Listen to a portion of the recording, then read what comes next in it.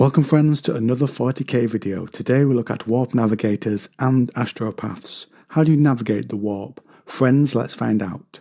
Navigators gaze into the warp and guide humanity's ships across the vastness of the galaxy. Those who can gain prestige and wealth. The navigator houses of the Navis Nobilite have gained over time great power and influence as the gears that keep the Imperium going, from delivering marines into war zones to allowing rogue traders to, trade. A navigator is born with these powers through the genes of their ancestors. The origins of these genes are lost amid rumours. Some put it down to long forbidden genetic tampering, others the Emperor using his wisdom to create them during the Great Crusade, or a natural evolution perhaps like the Sisterhood of Silence or the Perpetuals. However, the mutation happened. Once it happened, it was carefully cultivated by both selective breeding and screening by a navigator's house at every moment. With their powers comes a warp affinity. This allows the navigator, to a degree, to act their will upon the warp, making subtle changes to its currents and tides. Every navigator has what is termed a warp or third eye.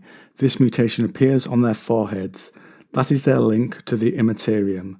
The eye is dangerous when fully opened. It can kill its baleful light, tearing the souls out of those who dare to look upon it. This mutation is different enough for a person to bear, but there can be more mutations. A navigator's wealth and position usually protects them from persecution for what they are, but this gift can still be a source of fear for a navigator. They may move around with guards and keep themselves away from others, even hiding their gift beneath hoods and cowls if they are out in public. One thing that has always intrigued me is how do they navigate the warp itself, from leaving the real galaxy to returning to it.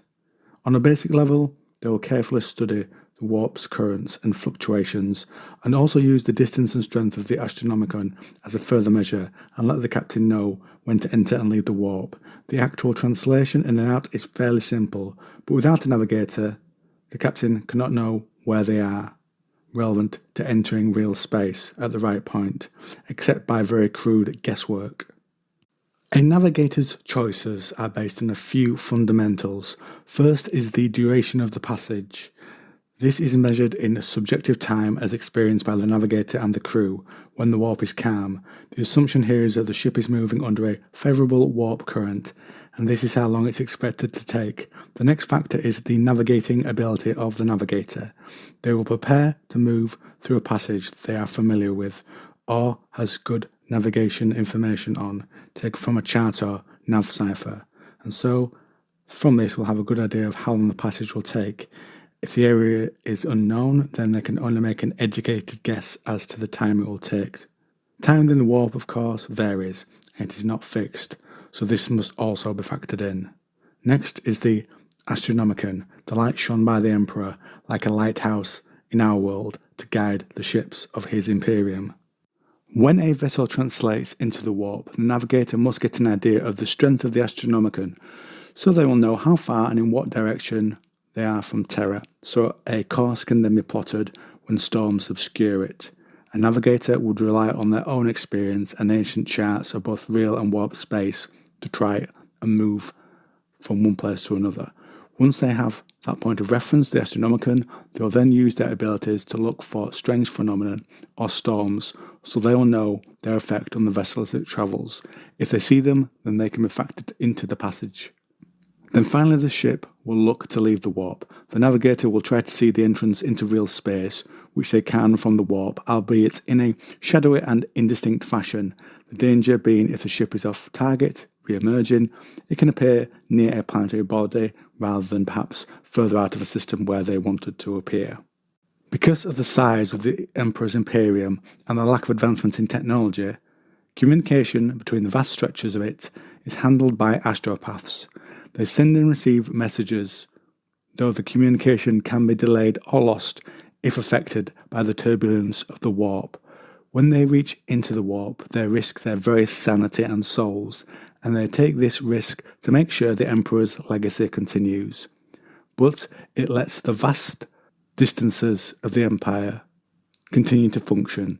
The Adeptus Astra Telepathica recruits and trains such people into service to mankind's immaterium. Those with the psychic gift are identified and taken on board black ships. They are then given years of training and indoctrination that ends in a ritual called the soul binding. This allows an astropath some safety when opening their minds to the currents of the warp. It lets them sift the messages from the psychic static and lies whispered by the dwellers in the warp, and send messages to others of their kind. Not all who go through the ordeal retain their sanity. Those who do are usually blinded by the ordeal. The soul binding, as the source book tells it, combines the psychic's own abilities with the merest fraction of those of the Emperor, which transforms and protects them in a way that makes the astropath unique amongst human psychers. And once able to use those gifts, it requires concentration, meditation, and freedom from distraction. The messages, when sent, must be encapsulated and encrypted. This takes the form of them being packets of information akin to letters, and these can be caught by the intended recipient or relayed to that person eventually through other astropaths. They act like relays. The message is not received straight away, but it's considered a faster method of communication than warp travel.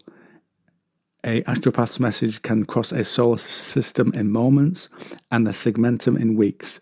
Additional astropaths acquire can help with the signal of a message. So now, friends, I turn things over to you. I hope you enjoyed this video. Drop me a comment down below. Anything you'd like to see me do a video on, drop a comment down below.